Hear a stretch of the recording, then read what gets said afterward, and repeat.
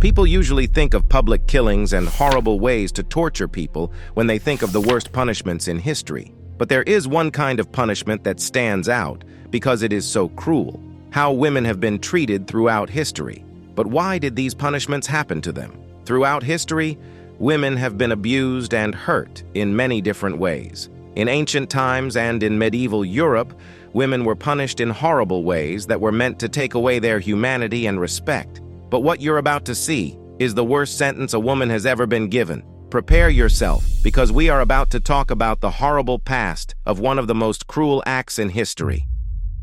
Spanish donkey.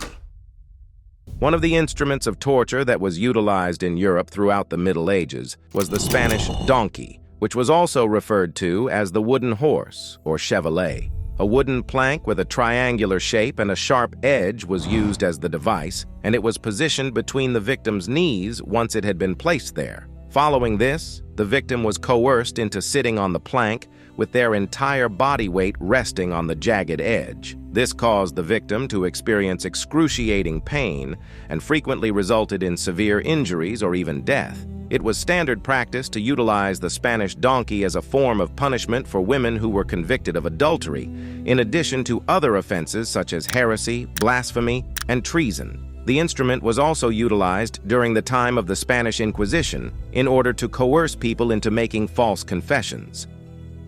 Breast ripper. In Europe during the Middle Ages, a cruel kind of torture known as the breast ripper, which was also referred to as the Spanish spider, was utilized to punish women who were convicted of committing crimes such as adultery, heresy, or other offenses. Following the application of the device to the breasts of the victim, which consisted of 4 metal spikes that had been heated to a red-hot temperature. The purpose of the spikes was to pierce the flesh and rip the breasts off the chest of the victim, which would result in extreme pain and frequently lead to the victim's tragic death. Not only was the breast ripper employed as a kind of punishment, but it was also utilized as a method of coercing women into making false confessions when they were accused of committing crimes that they had not participated in. Not only was the device used on women, but it was also employed on men. Yet the fact that the victim was a male did not mean that the torture was any less horrifying. Through the course of history, women have been subjected to cruel and barbaric treatment, and the breast ripper serves as a terrible reminder of this. Scolds bridal. The scolds bridal, which was also referred to as the brank, was a device of torture that was utilized in Europe during the Middle Ages to punish women who were accused of engaging in verbal offenses such as gossiping, nagging, or other similar transgressions. The apparatus consisted of a metal cage that was placed over the head of the victim, and a piece that protruded from the cage was fitted into the victim's mouth. This prevented the victim from being able to communicate with others. The victim was subsequently humiliated and exposed to public mockery as they were paraded through the streets, which frequently resulted in social ostracism and isolation. Not only was the scold's bridle utilized as a method of dispensing punishment, but it was also utilized as a method of exercising control over women and imposing social norms. In addition to serving as a cautionary tale about the perils of authoritarianism and intolerance, the device served as a disturbing reminder of the patriarchal and oppressive nature of society at that time period. A disturbing emblem of the ongoing fight for equality and freedom, the scold's bridle is a monument to the resiliency of the human spirit and a sign of the continued struggle for freedom. The iron chair.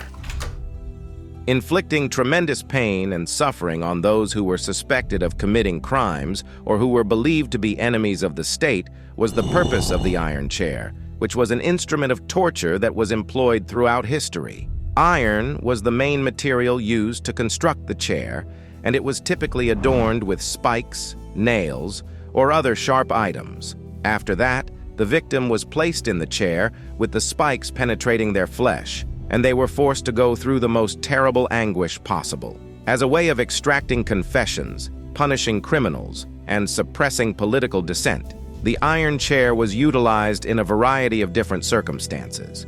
Among these instances, it was used to extract confessions, The utilization of such a gadget brings to light the manner in which power and control have been wielded as a result of brutality and violence over the course of history.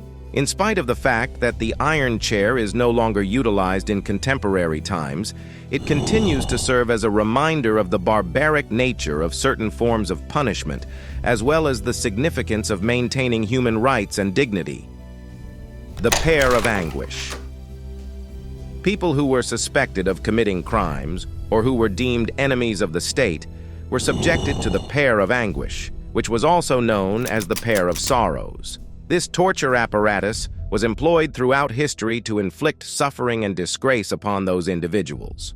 Metal was often used to construct the device, which had the appearance of a pear and was adorned with a number of blades or spikes on the interior. The gadget was then used to forcibly open the victim's mouth, vagina, or anus. The pear gradually inflated, which caused the blades to tear and rip the flesh of the victim. A number of different purposes were served by the pair of anguish, including the coercion of confessions, the punishment of offenders, and the humiliation of political dissidents.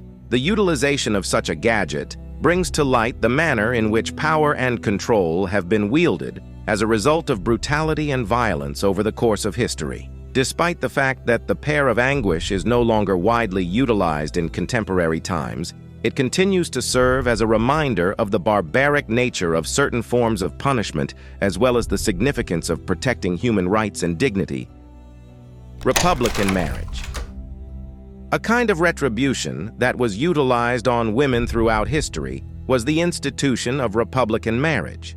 Women who were suspected of committing crimes or engaging in immoral behavior were frequently subjected to public humiliation and disgrace as a result of this practice, which originated during the French Revolution in the latter half of the 18th century. In certain instances, women were coerced into entering into a marriage with a republican in order to exert control and subjugation over them, as well as to enforce the traditional gender roles and social hierarchies that existed at the time. In addition to this, it involves marrying off women to men who were of lower social position or who were regarded as undesirable by society. The practice of tying a naked woman to a naked man and then dumping them both into a river was a particularly brutal approach to the institution of marriage in the Republican Party. This was considered as a technique to further humiliate and embarrass the lady, as well as to promote the notion that women were deficient in comparison to males.